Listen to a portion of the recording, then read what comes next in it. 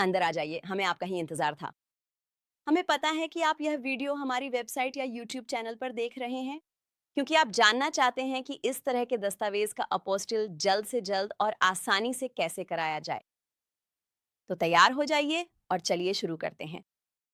नमस्ते। शायद आप जानना चाहते हैं कि अपोस्टिल कहाँ और कैसे जल्दी हो सकता है। Texas certificate of free sale and sanitation, जिसे secretary of state non recordable दस्तावेज मानता है, इसकी लागत क्या होगी और इसमें कितना समय लगेगा, और हमारे साथ टेक्सास अपोस्टिल ऑन ऑर्डर देने के लिए आपको किन सटीक स्टेप्स का पालन करना होगा। पहली बात, टेक्सास के सेक्रेटरी ऑफ स्टेट द्वारा नॉन रिकॉर्डेबल के रूप में वर्गीकृत सभी दस्तावेज जैसे Texas certificate of free sale and sanitation आप हमें ईमेल या फैक्स नहीं कर सकते अपोस्टिल के लिए। एक अपवाद है जिस पर हम बाद में बात करेंगे। आपको मूल वेट इंक हस्ताक्षरित Texas certificate of free sale and sanitation mail करना या हमारे ऑस्टिन कार्यालय में जमा करना होगा। फोटोकॉपी मान्य नहीं है। दूसरा, सभी नॉन रिकॉर्डेबल दस्तावेज टेक्सास नोटरी द्वारा वेट इंक से नोटरीकृत होने चाहिए। आप अन्य राज्य या देश के नोटरी का उपयोग नहीं कर सकते। ये टेक्सास नोटरी होना चाहिए। फिर आपको किसी वकील या टेक्सास नोटरी को आपके नॉन रिकॉर्डेबल दस्तावेज पर ये टेक्सास नोटरी जुराइट या पावती टेक्स्ट जोड़ना होगा, जैसा यहां है। इसे Texas department of state health services certificate of free sale and sanitation कहते हैं। ये जारी किया जाएगा। ये बिल्कुल ऐसा दिखता है। अब यहाँ कमिश्नर बदल सकता है। ज़ाहिर है, साल के हिसाब से ये बदलता रहेगा। अब से 2 साल बाद, 3 साल बाद, अगले साल कोई दूसरा कमिश्नर हो सकता है। तो ये यहाँ ऊपर बाएँ कोने में बदल जाएगा, लेकिन ये बिल्कुल ऐसा ही दिखेगा और हमने अपने क्लाइंट की जानकारी वगैरह को धुंधला कर दिया है। और फिर आप देखेंगे, यह आम तौर पर 2 पन्नों का होता है और वे यहाँ अपने हस्ताक्षर करेंगे और फिर ये महत्वपूर्ण हिस्सा है। ये यहाँ दूसरा पन्ना है और ये यहाँ है। वे नोटरी जुरैट का उपयोग कर रहे हैं। वे कह रहे हैं टेक्सास राज्य, काउंटी, वे इस पर तारीख डाल रहे हैं। और फिर ये रोजमेरी सल्डाना है, वह फूड लाइसेंसिंग ब्रांच मैनेजर हैं जो भी इस पर हस्ताक्षर कर रहे हैं। और फिर उनके पास यहाँ एक नोटरी है और फिर हमने नोटरी को धुंधला कर दिया है जिसने भी इसे नोटरीकृत किया है। और यह आमतौर पर सरकारी कार्यालय में किया जाएगा। ये ऐसी चीज नहीं है जिसे आप लेंगे किसी बैंक या यूपीएस स्टोर या कहीं और किसी स्थानीय नोटरी के पास ले जाएं या मोबाइल नोटरी का उपयोग करें। ये सरकारी कार्यालय में ही किया जाएगा। बस सुनिश्चित कर लें, और उन्हें ये पहले से ही पता होना चाहिए। लेकिन आपके पास 2 विकल्प हैं। आपके पास टेक्सास नोटरी जो राइट है, वहाँ विकल्प है जो उन्हें इस पर डालना होगा या उन्हें टेक्सास नोटरी पावती करनी होगी, और आप यहाँ इनमें से किसी भी पीडीएफ पर क्लिक कर सकते हैं, लेकिन आपको ऐसा करने की ज़रूरत नहीं होनी चाहिए। उन्हें ये पहले से ही पता होगा, आपको उन्हें बताने की ज़रूरत नहीं होगी। आपको बस उन्हें बताना होगा जब आप इसे ऑन ऑर्डर करते हैं कि आपको इस पर अपोस्टिल प्राप्त करने के लिए इसे ठीक से नोटरीकृत करने की आवश्यकता है, तो सुनिश्चित करें कि वे इसे इस तरह नोटरीकृत करें। ठीक है? वहाँ टेक्सास राज्य है, काउंटी है, मेरे सामने व्यक्तिगत रूप से उपस्थित हुए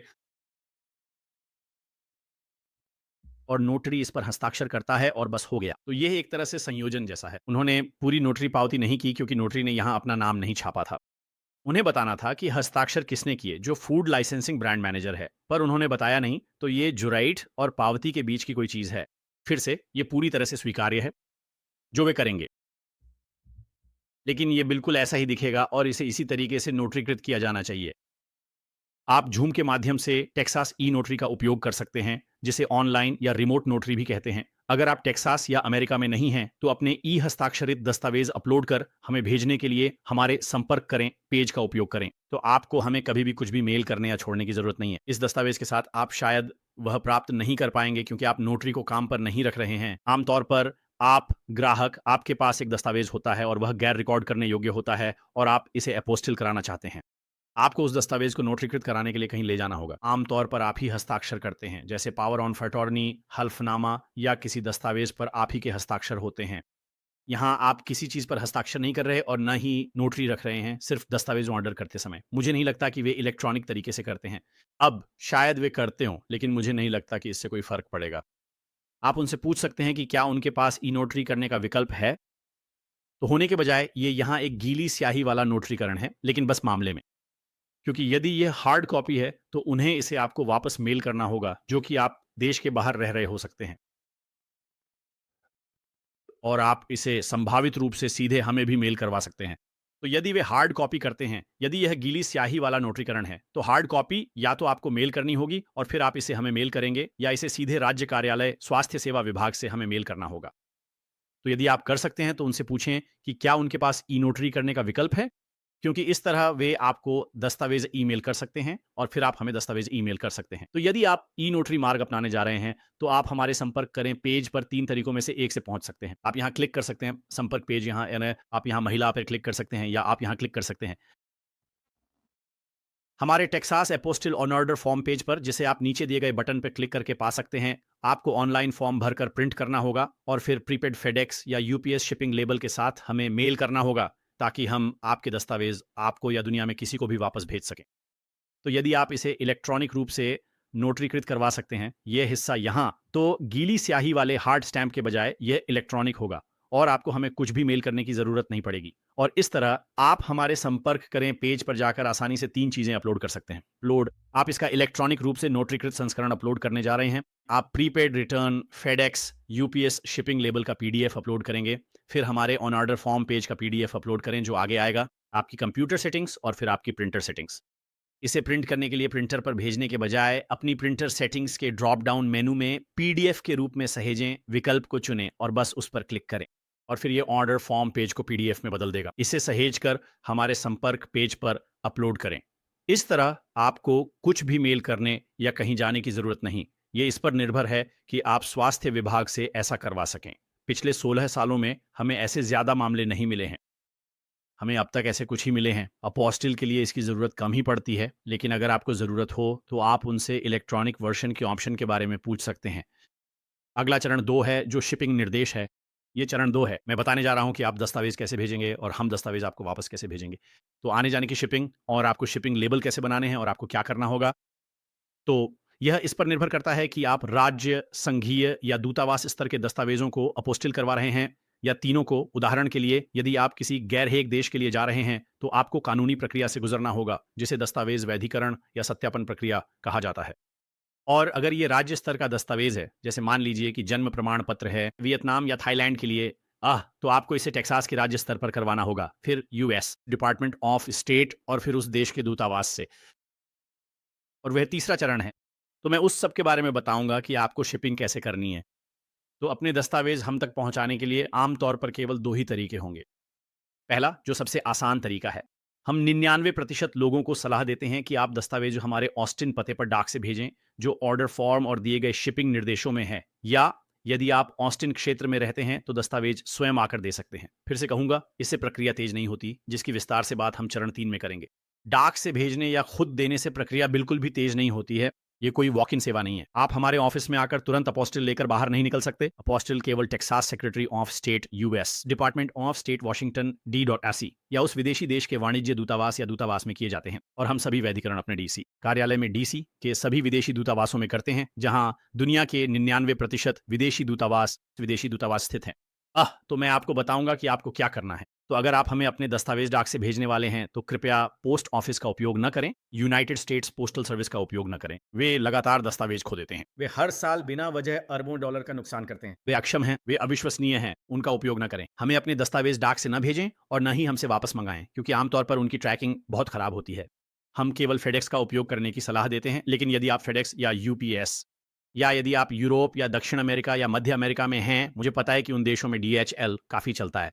लेकिन फिर से सबसे विश्वसनीय और जिसकी हम सलाह देते हैं और हम हर दिन उनके साथ शिपिंग करते हैं और हम दसियों हज़ार दस्तावेज भेजते हैं और 6 महाद्वीपों पर हमारे ग्राहक हैं, अभी तक अंटार्कटिका नहीं पहुंचे हैं, वह फेडेक्स है। वे अब तक के सबसे विश्वसनीय हैं। यदि आप चाहते हैं कि आपके दस्तावेज खराब न हों या खोएं नहीं, तो वे सबसे विश्वसनीय हैं और वे सबसे सस्ते भी हैं। यदि आप यूएस में दस्तावेजों का उपयोग कर रहे हैं तो वे सबसे बेहतर हैं। और मैं आपको एक उदाहरण देता हूं। हम अपने डीसी कार्यालय को ऑस्टिन टेक्सास से भेजते हैं। तो टेक्सास के बीच से देश के उस पार जितनी दूर आप जा सकते हैं, अटलांटिक से वॉशिंगटन D.C कार्यालय तक फेडेक्स से दस्तावेज भेजने में हमें लगभग $11 यानी $10 और 95 सेंट का खर्च आता है। ऑफिस, अगर हम यूपीएस का उपयोग करते हैं तो उतने ही समय के लिए ये $40 से अधिक है। यदि हम डाकघर का उपयोग करते हैं तो यह $20 से अधिक है। यह लगभग $23 जैसा है, दोगुने से भी ज्यादा। दस्तावेज भेजने के लिए फेडेक्स, यूपीएस और डाकघर से बहुत अधिक सस्ता है। अगर आप इसे रातों रात या 2 दिनों में भेज रहे होते हैं तो अक्सर लोगों को पता नहीं चलता। यही तब है जब आप फेडेक्स 1 चुनते हैं और हमारे शिपिंग पेज का वीडियो यह विस्तार से बताएगा। और मैं इसे समझाने जा रहा हूं। तो ये वे लिंक हैं जिन पर आप क्लिक करेंगे। तो ये एक लंबा वीडियो होगा, एक और 15-20 मिनट का वीडियो। ये आपको कुछ ऐसा बताएगा जो फेडेक्स या यूपीएस अपनी वेबसाइट पर भी नहीं करते हैं।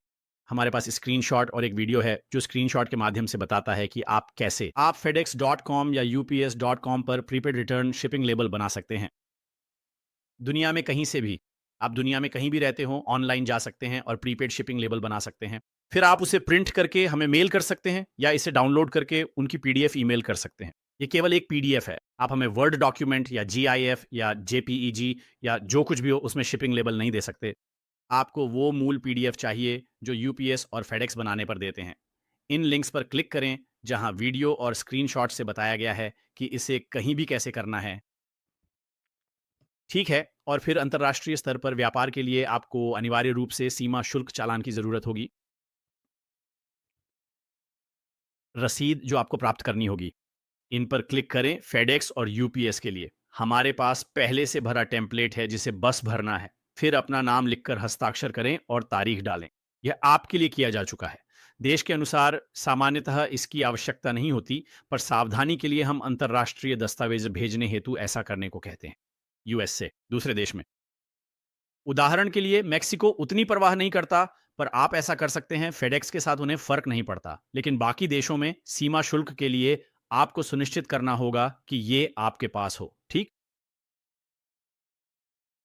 और फिर दूसरी बड़ी बात यह है कि आप शिपिंग लेबल पर हमारा नाम नहीं डाल सकते।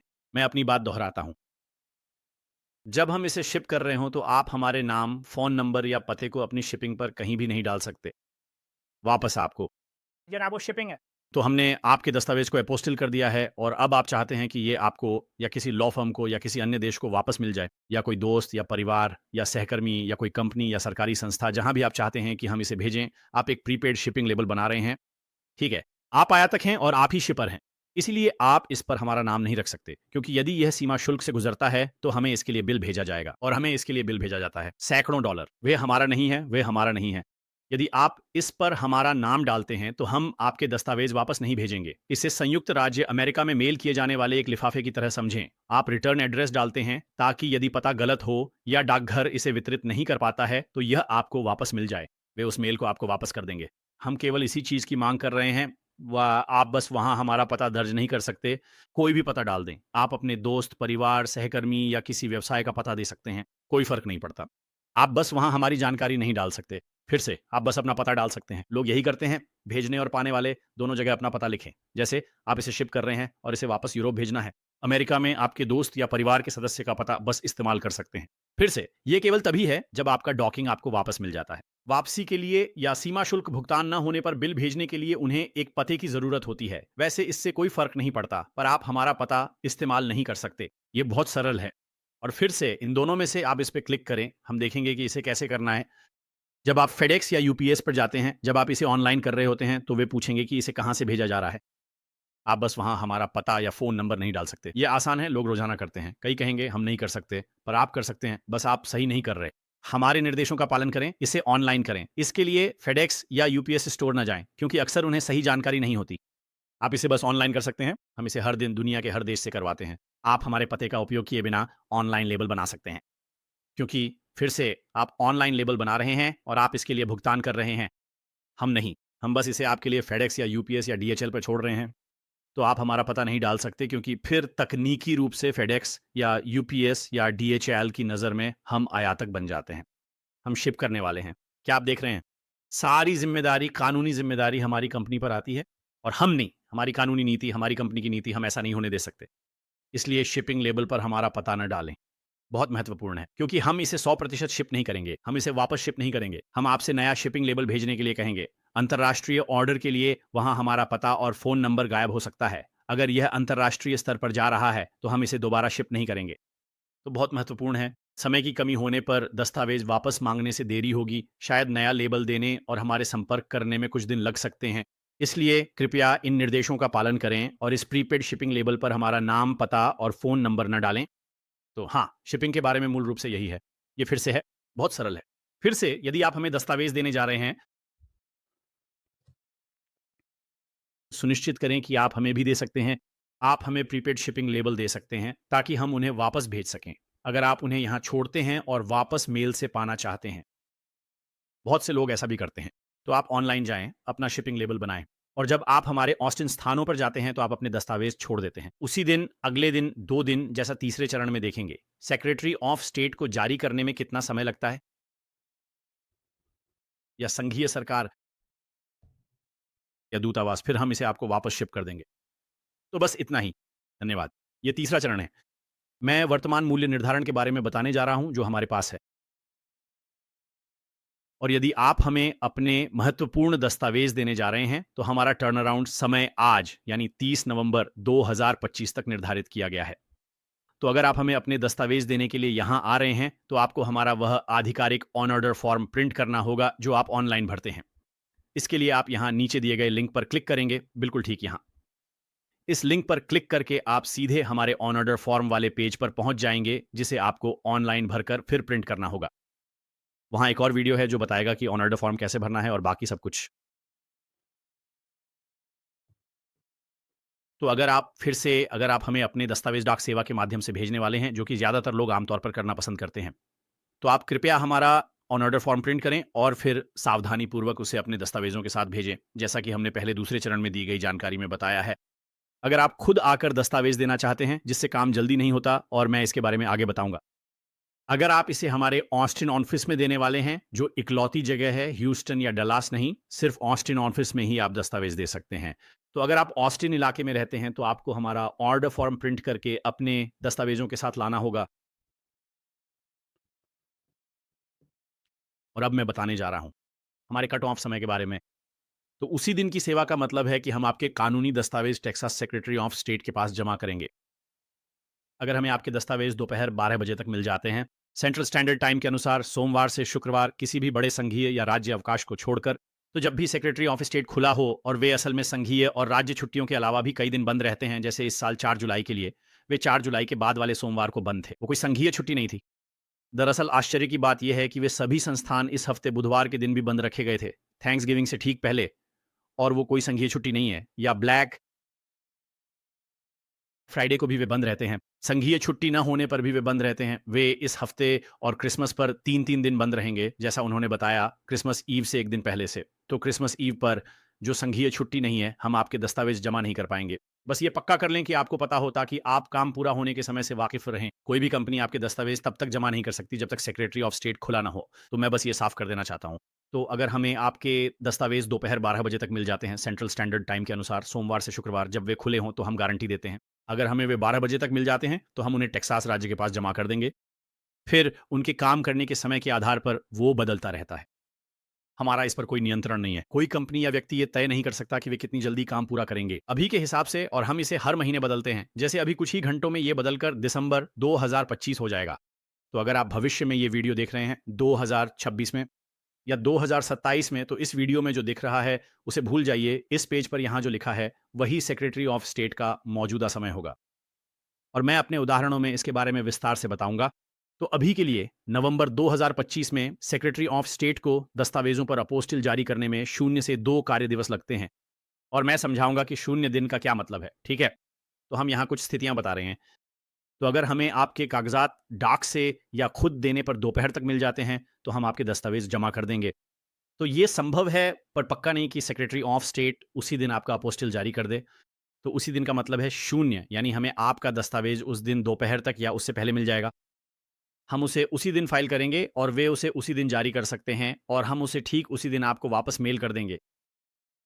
ये 0 दिन है, या हमारे फाइल करने के बाद उन्हें इसे प्रोसेस करके जारी करने में लगभग 2 कार्य दिवस तक का समय लग सकता है। ठीक है, तो मैं यहाँ हमारे उदाहरणों को समझाने जा रहा हूँ। तो पहला मामला, हमें सोमवार को दोपहर के सेंट्रल स्टैंडर्ड टाइम कार्टोनफ समय तक आपके दस्तावेज मिल जाते हैं, और फिर हम उसे उसी दिन फाइल कर देते हैं। सेक्रेटरी ऑफ स्टेट या तो उसी दिन आपके दस्तावेजों पर तुरंत अपोस्टिल जारी कर देगा, जो कि 0 दिन कहलाता है। वे इसे अगले कार्य दिवस पर कर सकते हैं, जो 1 दिन है, या 2 कार्य दिवसों में। तो सबसे खराब स्थिति में आपको ये बुधवार को वापस मेल कर दिया जाएगा। तो ये आपका ये है। सबसे अच्छा होगा अगर हमें आपका दस्तावेज 12 बजे तक मिल जाए। दूसरा उदाहरण ये है कि अगर हमें आपका दस्तावेज सेंट्रल टाइम के दोपहर के बाद मिलता है, तो अगर आप इसे हमें मेल करते हैं और हमें ये दोपहर 2-3 बजे यूपीएस या फेडेक्स से मिलता है, या आप इसे हमारे ऑफिस में 2-3 या 4:55 पर छोड़ते हैं, हमारे पास लोग 5 बजे से ठीक पहले उसी सोमवार को इसे छोड़ते हैं, तो हम इसे अगले दिन फाइल करेंगे। हम इसे अगले कार्य दिवस पर फाइल करेंगे और फिर वे इसे उसी दिन जारी कर सकते हैं। वह शून्य दिन है। वे इसे अगले कार्य दिवस 1 दिन या 2 कार्य दिवसों में जारी कर सकते हैं। तो सबसे खराब स्थिति, हम इसे लेकर उस गुरुवार को आपको वापस मेल कर सकते हैं। तो फिर से दोनों स्थितियों में अगर हमें आपका दस्तावेज सोमवार को मिलता है, चाहे दोपहर से पहले या बाद में, ये बुधवार या गुरुवार होगा, तो फिर से बिल्कुल खराब स्थिति में, जब तक कि कोई ज़ोंबी कयामत या एलियन हमला ना हो जाए, अगर आप इसे सोमवार को करते हैं, तो ये आपको गुरुवार को वापस मेल कर दिया जाएगा। खराब स्थिति, अच्छी स्थिति, ये आपको सोमवार को ही वापस मेल किया जा सकता है। तो बस इसे समझाने के लिए, और मैं इस बात पे जितना जोर दूँ कम है। अगर आप ऑस्टिन में हमारे मुख्य कार्यालय आ रहे हैं, तो दस्तावेज़ों को मेल करने के बजाय खुद देने से प्रक्रिया तेज़ नहीं होती है। चाहे हमें वे दोपहर से पहले या बाद खुद मिलें या मेल से, काम का समय वही रहेगा। बहुत से लोग हमारी वेबसाइट नहीं पढ़ते। वे बिना संपर्क किए आ जाते हैं और सोचते हैं कि यह उसी दिन होगा, पर यह संभव नहीं, क्योंकि यह सेक्रेटरी ऑफ स्टेट का काम है। यह उन पर निर्भर है। वे तय करेंगे कि वे इसे उसी दिन जारी करेंगे, अगले दिन या 2 दिनों में। जब तक आप ऑस्टिन क्षेत्र में नहीं रहते, इससे प्रक्रिया तेज़ नहीं होती। बस अपने दस्तावेज हमें ओवरनाइट मेल कर दें, जैसा कि हम दूसरे चरण में बताते हैं कि इसे कैसे करना है, ठीक है? और फिर ये कीमतें आज की हैं, ये अगले साल 2026 या 2027 या 2028 में बदल सकती हैं। जब भी आप ये वीडियो देख रहे हों, लेकिन इस वीडियो की बातों पे ना जाइए, यहाँ जो लिखा है उस पर जाइए, यहाँ जो भी लिखा है, ठीक यहाँ जो भी लिखा है, इस समय यही वर्तमान कीमत है। तो पहले दस्तावेज के लिए अगर आपको सेक्रेटरी ऑफ स्टेट से एक दस्तावेज अपोस्टिल कराना है, तो ये $95 है और इसमें सभी फाइलिंग शुल्क शामिल हैं। तो आप हमें चेक नहीं देंगे या मनी ऑर्डर या कैशियर चेक, आप हमें स्टेट फाइलिंग शुल्क के लिए पैसे नहीं भेजेंगे और आपको कागजी कार्रवाई करने की जरूरत नहीं है। आप हमें राज्य का फॉर्म नहीं भेजते, हमारे अपने फॉर्म हैं और हम फाइलिंग शुल्क का भुगतान करते हैं। तो ये सिर्फ $95 है, बस इतना ही, कोई टैक्स नहीं है। ये सिर्फ $95 फ्लैट है, आपकी बस इतनी ही लागत है। और फिर यदि यह 1 से अधिक है तो छूट दी जाती है, और ये आपके लिए बस एक आसान सा चार्ट है। यदि ये एक दस्तावेज है तो ये 95 है। यदि आपको 2 दस्तावेजों को अपोस्टिल कराना है और ये एक ही समय में है, तो ये 170, 3 के लिए 245 और इसी तरह आगे भी है। तो ये बस वर्तमान मूल्य निर्धारण है। आप जानते हैं हमारे पास ये है अतिरिक्त दस्तावेज, $75 प्रति दस्तावेज है। जब आप ऑर्डर के लिए तैयार हों, तो बस इस बटन को दबाएं और यह आपको टेक्सास अपोस्टल्स के ऑर्डर फॉर्म पेज पर ले जाएगा। यह केवल टेक्सास के लिए है। अब ये संघीय मूल्य निर्धारण या कॉर्पोरेट मूल्य निर्धारण, कॉर्पोरेट दस्तावेजों को अपोस्टिल करने के लिए टेक्सास कॉर्पोरेट मूल्य निर्धारण या दूतावास शुल्क के लिए नहीं है। यह विशेष रूप से केवल टेक्सास सेक्रेटरी ऑफ स्टेट और टेक्सास के दस्तावेजों के लिए है। तो वे दस्तावेज जो टेक्सास नोटरी द्वारा नोटरीकृत हैं, या वे दस्तावेज जो टेक्सास इकाई जैसे शहर, राज्य, काउंटी या राज्य सरकार से जारी किए गए थे, जैसे टेक्सास जन्म प्रमाण पत्र, मृत्यु प्रमाण पत्र, विवाह लाइसेंस, तलाक की डिक्री, आपराधिक रिकॉर्ड की जांच, driving licence, power of attorney, ऐसी चीजें। तो ये तीसरा चरण है। धन्यवाद।